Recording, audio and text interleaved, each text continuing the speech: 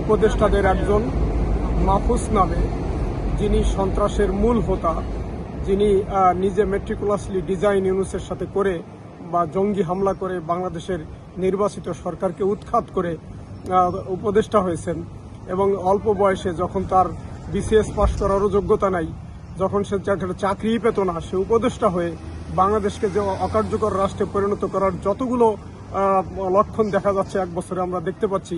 একজন প্রবাসী হিসাবে, একজন দেশের মঙ্গল চাই বিদায় আমরা এখানে এসেছি যে ওনার কাছে জিজ্ঞাসা করব যে আপনি এক বছরে কি অর্জন দিতে পারছেন।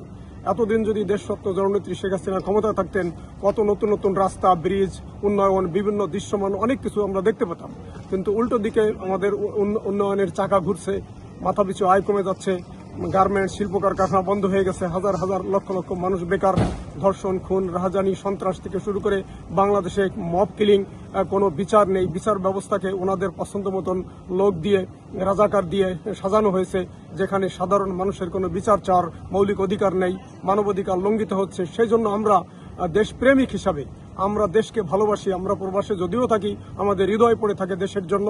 সেই জন্য আমরা দেশের টানে আমরা এখানে আসছি যে ওনাকে জিজ্ঞাসা করব যে আপনি ক্ষমতায় থেকে, আপনি চিরকাল তো ক্ষমতায় কেউ থাকবে না, কিন্তু আপনি ভালো কাজ না করে যদি আজকে দৃশ্যমান এমন কিছু ভালো কাজ করতেন, আমরা প্রশংসা জানাতাম, ওয়েলকাম জানাতাম। কিন্তু আপনারা ক্ষমতা গ্রহণ করার পরে দেশের মানুষের জীবনের কোনো মূল্য নাই।